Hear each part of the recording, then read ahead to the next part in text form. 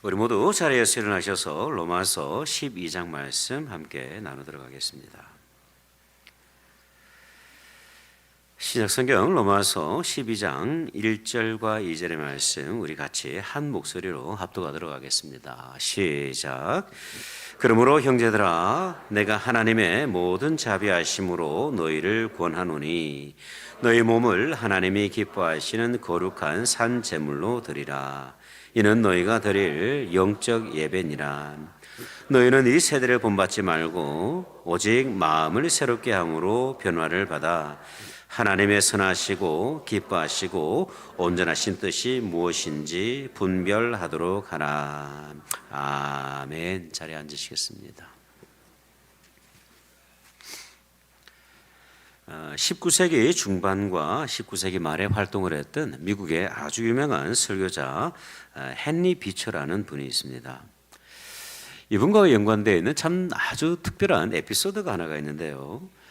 하루 이분이 뉴욕에 있는 어느 대형교회 설교자로 초청을 받아서 설교를 하게 되셨어요. 교회는 그분이 설교자로 쓴다는 것을 대대적으로 홍보를 했고 드디어 집회가 있는 그 날이 되었습니다. 근데 그날 아침 갑작스러운 몸살 감기로 인해서 예배를 인도할 수가 없게 된 거예요.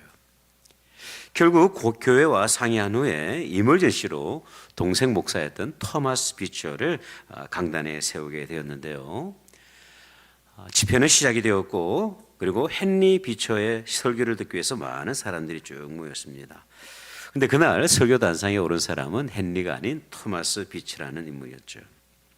이 토마스 비처는요, 오늘 아침에 있었던 그 일들을 쭉 소개를 하면서 죄송합니다라는 말과 함께 예배를 시작을 했는데, 근데 여기저기서 막 웅성거리는 소리가 들리더니 회중들이 자리를 뜨기 시작했다고 합니다.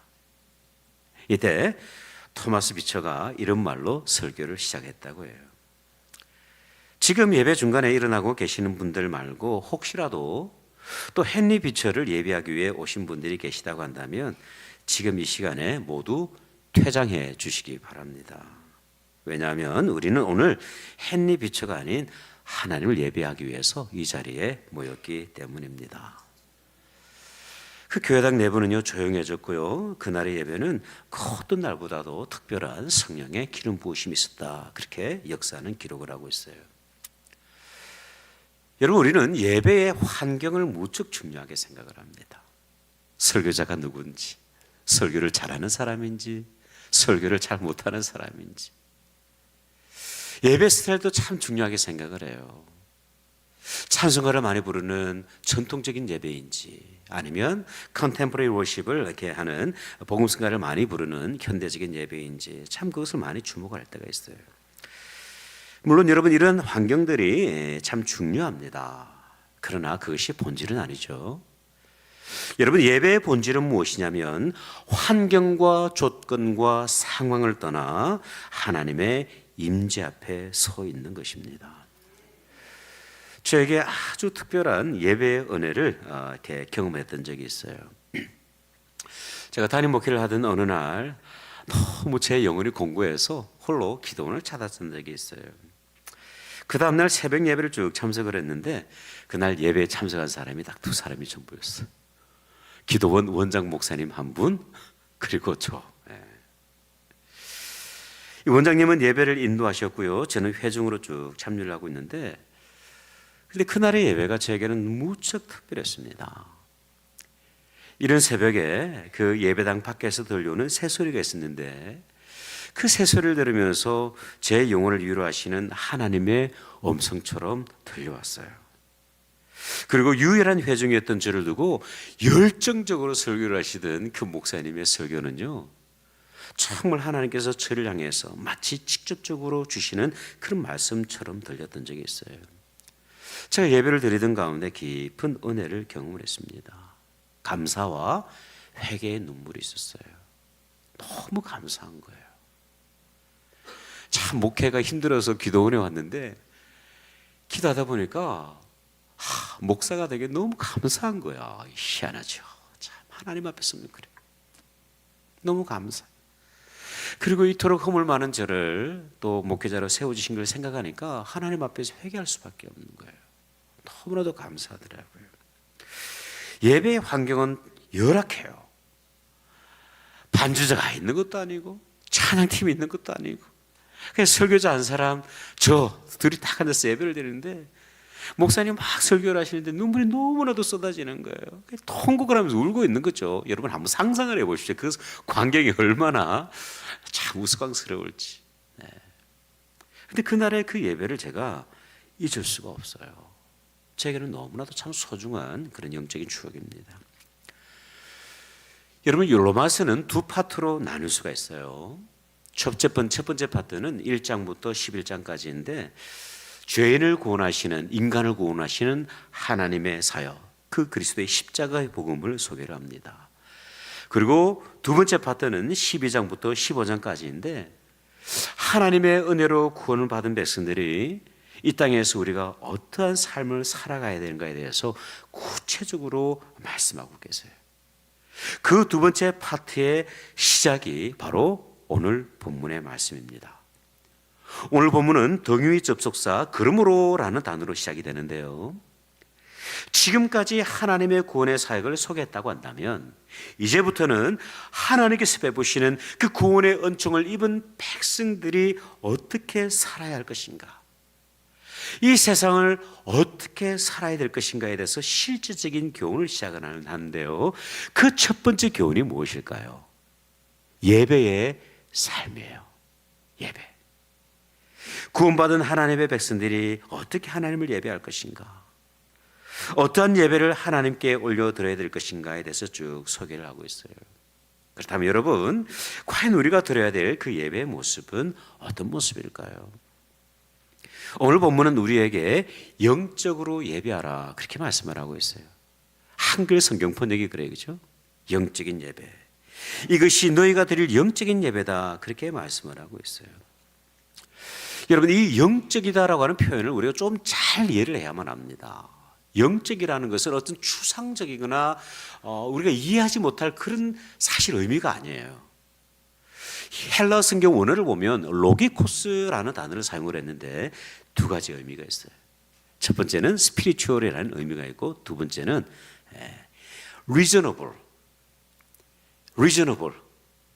여러분, 우리가 좀 영어를 잘 못하지만 그래도 요 정도 단어는 이해하지 않습니까? reasonable.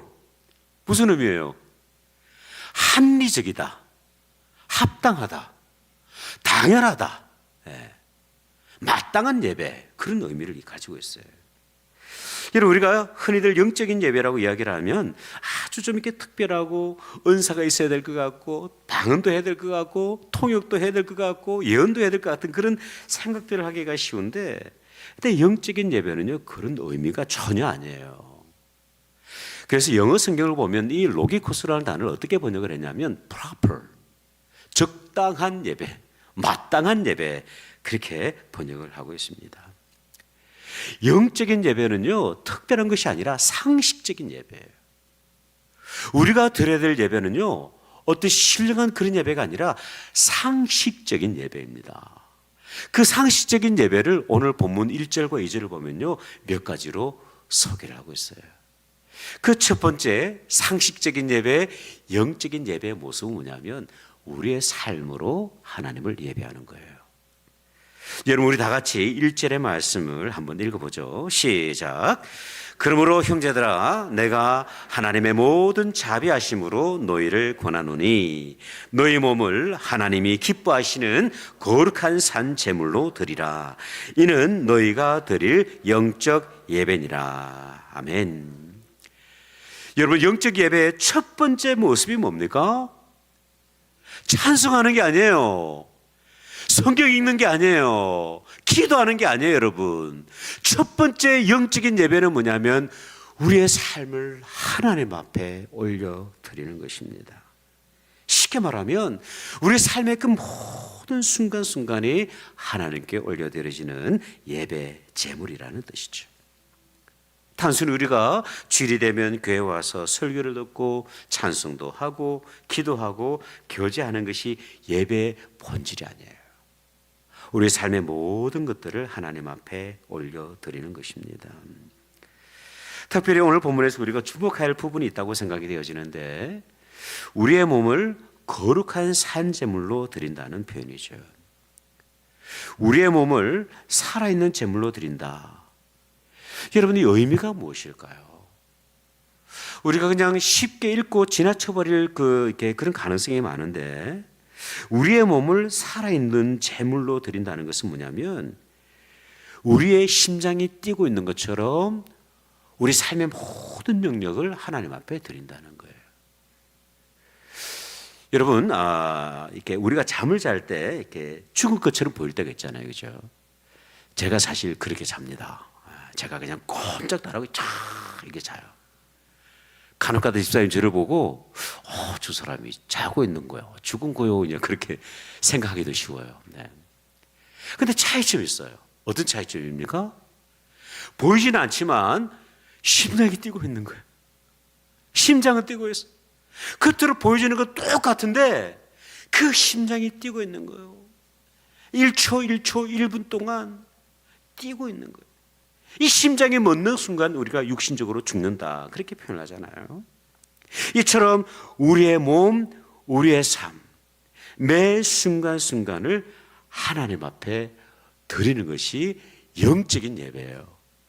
이것이 합당한 예배, 합리적인 예배, 당연한 예배, 그렇게 말씀을 하고 있어요. 여러분, 창세기를 보면 가인과 아벨이 하나님 앞에 예배를 드렸던 그 사건을 기록하고 있지 않습니까? 가인의 예배는 하나님께서 받지 않으셨어요. 반대로 아벨의 예배는, 제사는 하나님께서 받으셨습니다. 그 예배의 모습을 보면 특별히 다른 점이 보이질 않아요. 그렇지 않습니까? 차이점이 있다고 한다면 가인은 땅의 소산으로 예물을 드렸고요, 아벨은 양의 첫 새끼를 예물로 드렸어요. 그런데 왜 하나님께서는 이 가인의 예배를 받지 않으셨을까요? 어떤 분들은 이런 주장을 하고 계세요. 하나님께서 가인의 예배를 받지 않으신 이유는 아벨처럼 피해 제사를 드리지 않았기 때문이다, 그렇게 주장을 하시는 분이 계십니다. 근데 여러분, 제가 볼 때는 그렇진 않은 것 같아요. 그 이유를 우리가 바로 이어지는 창세기 4장 5절을 보면 확인할 수가 있어요. 왜 가인의 예배를 받지 않으셨느냐? 가인과 그의 재물은 받지 아니하신지라 가인이 몹시 분하여 안색이 변했다, 그렇게 말합니다. 여러분, 하나님께서 받지 않으신 게 뭐예요? 그의 재물뿐만 아니라 뭘 받지 않으셨습니까? 가인을 받지 않으신 거예요. 다시 말하면 무엇이냐면, 그의 삶을 하나님께서 받을 수 없었다, 그렇게 우리가 이해할 수가 있는 거예요. 이어지는 6절과 7절을 보면요, 이렇게 기록이 됩니다. 여호와께서 가인에게 이르시되 내가 분하여 함은 어찌 됨이며 안색이 변함은 어찌 됨이냐?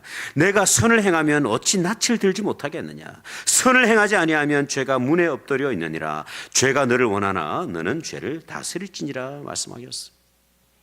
여러분, 이 가인의 예배는요, 삶과 완전히 분리되어 있는 거예요. 예배는 드리지만 그의 삶에 선한 게 없어요. 하나님을 두려워하는 마음이 없어요. 여러분, 하나님 앞에 예배를 드렸지만 하나님께서 그 예배를 받지 않으셨을 때 이 가인이 어떻게 합니까? 하나님 앞에서 분노하고 있는 거예요. 여러분, 이것이 과연 가능한 일입니까? 하나님이 드리는 그 예배를 받지 않음으로 인해서 본인이 애통하고 하나님 앞에서 회개됨에도 불구하고 오히려 가인은요, 당당하게 하나님 앞에서 분노를 표출하고 있는 거예요. 하나님을 경외하는 마음이 없어요. 두려워하는 마음이 없어요. 하나님을 닮고자 하는 마음도 없어요. 그저 이 가인의 예배는요, 형식 가운데 있는 거예요. 의무예요. 주일날 되면 아이고 가야지, 그런 모습으로 예배를 드리고 있는 거죠. 여러분, 이 가인의 예배를 어찌 하나님께서 받으시겠습니까? 여러분, 아벨의 제사를 받으셨을 때 성경을 보면요, 아벨과 그의 제물을 받으셨다, 그렇게 말씀을 하고 있어요. 여러분, 우리는 행위로 하나님 앞에 나아갈 수 있는 인생이 아닙니다. 우리는 본질적으로 죄인이기 때문에 그래요. 수시로 넘어지고 실수하고 죄를 범하는 인생이죠. 그럼에도 불구하고 한 가지 우리가 꼭 기억해야 될 것이 있는데, 주님, 내 삶이 하나님 앞에서 향기로운 제물 되기 원합니다.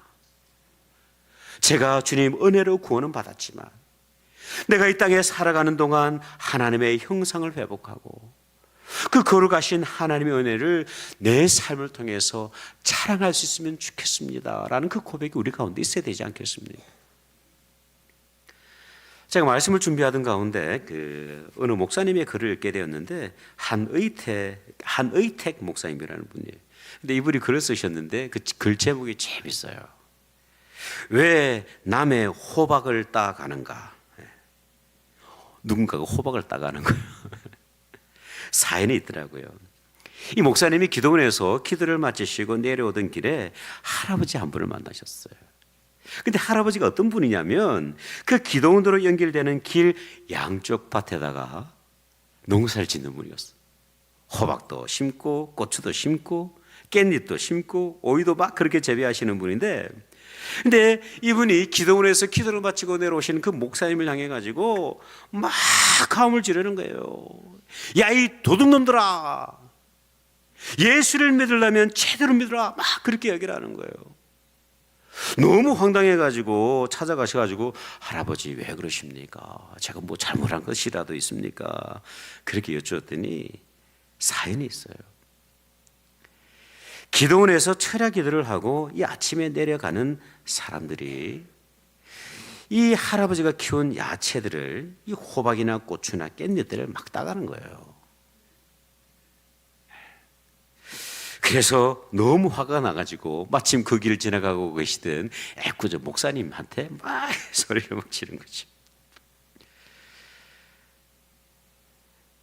여러분, 우리가 삶으로 예배하지 않으면요, 복음의 장애물이 됩니다. 참 가슴 아픈 이야기예요. 한 영혼을 하나님 앞으로 인도하는 것이 우리의 사명임에도 불구하고 그 영혼들을 낙심케 하는 거예요.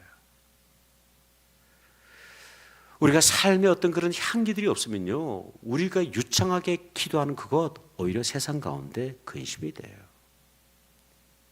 삶의 아름다운 향기 없이 노래하는 찬양들, 여러분 하나님께서 어떻게 받아주시겠습니까? 삶과 예배가 완전히 분리되어 있는 그 모습들을 어떻게 하나님께서 받으시겠어요? 여러분, 우리가 추구할 것은 영적인 탁월함이 아니에요. 영적인 탁월함 플러스 우리 삶의 진실함, 우리 삶이 거룩한 하나님 앞에서 향기로운 제물이 되는 것입니다. 여러분, 참된 예배는 우리가 주일마다 모여서 말씀을 읽고 기도하고 찬양하는 것이 결코 아니죠. 삶 그 자체가 하나님 앞에 드리는 예배입니다. 이 아침 저와 여러분이 다시 한번 영적인 예배를 회복하시기를 주님의 이름으로 축복합니다. 두 번째, 우리가 정말 기억해야 될 영적인 예배의 모습은 무엇이냐면 세상을 닮아가지 않은 거예요. 세상을 따라가지 아니하고 하나님을 따라가는 겁니다. 주님을 따라가는 거예요. 여러분, 2절을 우리 다 같이 한번 읽어보도록 하죠. 시작. 너희는 이 세대를 본받지 말고 오직 마음을 새롭게 함으로 변화를 받아 하나님의 선하시고 기뻐하시고 온전하신 뜻이 무엇인지 분별하도록 하라. 아멘. 여러분, 영적인 예배의 두 번째 모습은 무엇이냐면 이 세대를 본받지 않는 거예요. 카피하지 않는 거예요. 여기서 본받는다는 표현으로 번역이 된 원어를 보니까 수스케 마티조마이라는 단어를 사용을 했는데요, 이 단어의 의미가 뭐냐면 어떤 틀에다가 끼워 맞추는 거예요. 끼워 맞추는 거예요. 어떤 것의 모습이나 모양, 형태를 그대로 닮아갈 수 있도록 막 끼워 맞추는 것이 바로 이 단어의 의미입니다. 여러분, 세상은 우리를 어떠한 틀에 계속 잡아넣으려고 해요. 세상에 잘못된 가치관들 많이 있잖아요. 세상의 풍조와 세상의 그 유행에 따라가도록 계속 강조를 합니다. 여러분, TV 광고 한번 보세요. 온통 유혹 아닙니까? 제가 한 번은 큰 마음을 먹고 900불짜리 큰 TV를 사서 집에다 딱 달았어요. 이게 딱 재밌게 보고 있는데 TV에서 광고가 나오는데 어떤 광고가 나오냐면 또 다른 TV 광고가 나오네.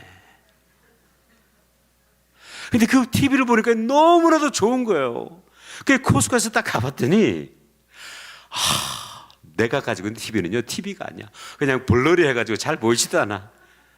3,000불짜리 TV가 나왔는데 너무나도 선명한 거예요. 후회가 돼, 후회가. 여러분, 이것이 세상의 모습이에요. 늘 좋은 것들, 좋은 걸 가지면 행복할 거야. 근데 여러분, 좋은 걸 가지면 또 다른 좋은 게 나오는 거예요. 그렇지 않습니까? 세상의 유혹이 그래요. 세상의 유행이 그렇고 세상의 풍조가 그래요. 제가 언젠가 TV를 광고를 보면서 충격을 받았던 적이 한 번 있었는데, 미국에 참 유명한 스포츠 스타가 있었는데요, 이분이 좀 외도를 하셨어요.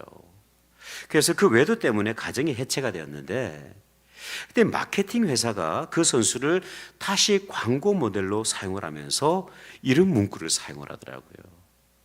Winning takes care of everything. 승리는 모든 것을 책임진다. 무슨 뜻이냐면 승리만 하면, 성공하기만 하면 불의도 죄도 문제되지 않는다는 그런 함축적인 의미가 들어있는 것 같아요. 여러분, 세상의 모습이 그래요. 여러분, 이러한 세상을 따라가지 않는 것이 쉬울까요? 어려울까요? 어려워요. 제가 요즘 그 막내 아들의 그 머리 스타일이 좀 마음에 들지는 않습니다. 이 녀석은 그냥 유행하는 머리 막 그렇게 이야기를 하는데, 근데 그 머리 스타일이 어떠냐면 부시시한 스타일이에요. 네, 부시시해. 그냥 머리를 감고 나왔는데 단정하게 좀 빗으면 되는데, 이 녀석 희한해요. 뭔가를 막 뿌리더니 머리를 갖다 막 벅벅벅 부시시하게 만드는 거예요. 야, 참 이해할 수가 없어요. 이해할 수가 없어. 그래서 제가 이야기를 하죠. 여하나, 머리를 좀 단정하게 하면 안 되겠니? 근데 이 아이가 하는 답변이 정말 의외였어요. 뭐라고 이야기를 하냐면, 아빠, 요즘에 이런 스타일로 머리를 하지 않으면 학교에서 놀림을 받아. 그렇게 이야기를 합니다. 그때 제가 아이의 마음이 좀 이해가 됐어요. 야, 참 세상을 살아가는 게 이 아이들도 어렵구나. 따라가는 게 참 이렇게 힘이 드는구나. 세상의 유행과 흐름이 여러분 그렇습니다. 그렇다면 여러분, 우리가 이 세대를, 악한 세대를 본받지 않는 길은 무엇일까요? 세상의 유혹을 넉넉히 이길 수 있는 힘, 이 세상의 조류를 역행할 수 있는 그 길은 없을까? 이어지는 본문을 보니까 이렇게 말씀을 합니다. 오직 마음을 새롭게 함으로 변화를 받아, 말씀을 하고 있어요. 우리의 마음과 우리의 생각이 새롭게 변화될 때 우리는 악한 세대를 따라가지 않는다, 그렇게 말씀을 하고 있어요. 그리고 여러분, 우리의 마음을 새롭게 하는 길은 우리가 하나님의 말씀 앞으로 나아가는 것입니다. 여러분, 우리 다 같이 히브리서 4장 12절의 말씀을 한번 우리가 진심으로 한번 읽어보죠. 시작. 하나님의 말씀은 살아있고 활력이 있어 좌우의 날선 어떤 끈보다 예리하여 혼과 영과 및 관절과 골수를 찔러 쪼개기까지 하며 또 마음의 생각과 뜻을 판단하나니. 아멘. 여러분, 우리가 이 악한 세대, 물질주의 세대, 성공주의 세대, 안일함의 세상, 그리고 이 다원주의 세상을 이길 수 있는 힘은요, 오직 하나님의 말씀이 유일합니다. 하나님의 말씀에 우리의 삶을 드릴 때, 그 말씀을 하나님의 말씀으로 읽고 묵상하고 그 말씀을 내 삶 가운데 구체적으로 적용하게 될 때 우리 안에는요, 세상을 이기는 담대함이 생기는 거예요. 모두가 예스라고 이야기를 할 때 우리는 어떻게 합니까? 노라고 대답할 수가 있는 거예요. 여러분, 공생의 사역을 시작하시기 전에 예수님께서 그 광야에서 시험을 받으시잖아요. 그 시험의 내용들을 보면 오늘날 저와 여러분이 경험하고 있는 것과 흡사합니다. 물질의 시험이 있어요. 명예의 욕의 시험이 있어요. 권력에 대한 시험이 있어요. 높은 자리에 올라가고자 하는 그런 시험이 있는 거예요. 여러분, 이 모든 시험에 대해서 예수님께서 어떻게 승리하셨을까요? 마태복음 4장 4절의 말씀, 예수께서 대답하여 이르시되 기록되었으되 사람이 떡으로만 살 것이 아니요 하나님의 입으로부터 나오는 모든 말씀으로 살 것이라 하였느니라. 마태복음 4장 7절도 동일해요. 예수께서 이르시되 또 기록되었으되 주 너의 하나님을 시험하지 말라 하였느니라. 마태복음 4장 10절의 말씀. 이에 예수께서 말씀하시되 사탄아 물러가라. 기록되었으되, 성경에 기록되었으되 주 너의 하나님께 경배하고 다만 그를 섬기라 하였느니라. 여러분, 예수님은요 모든 시험 가운데 하나님의 말씀으로 승리하셨습니다. 한때 미국은요 노예 제도로 심각한 갈등을 겪었던 적이 있어요. 근데 이 링컨 대통령은요 노예 제도가 반드시 폐지되어야 될 제도임을 분명히 했습니다. 그 배경이 된 것이 바로 신약성경 빌레몬스예요. 노예였던 이 오네시모와 주인이었던 그 빌레몬의 관계가 그 복음 안에서 형제의 관계로 회복되는 것을 주목하던 가운데 노예 제도 폐지가 하나님의 분명한 뜻임을 확신하게 된 것이죠. 그리고 이 말씀을 붙들고 비로소 노예 제도를 폐지할 수 있었습니다. 여러분, 이것이 말씀의 능력이에요. 우리가 말씀을 읽고 묵상하고 그 말씀을 내 삶 가운데 구체적으로 적용하게 될 때 우리는요 세상의 흐름을 역행할 수가 있는 거예요. 세상을 바꿀 수 있습니다. 하나님의 말씀의 능력이 우리 가운데 임하게 될 때 우리는 놀라운 변화의 삶, 영적인 예배의 삶을 시작할 수가 있는 거예요. 이 아침 저와 여러분은 어떠한 예배를 드리고 계십니까?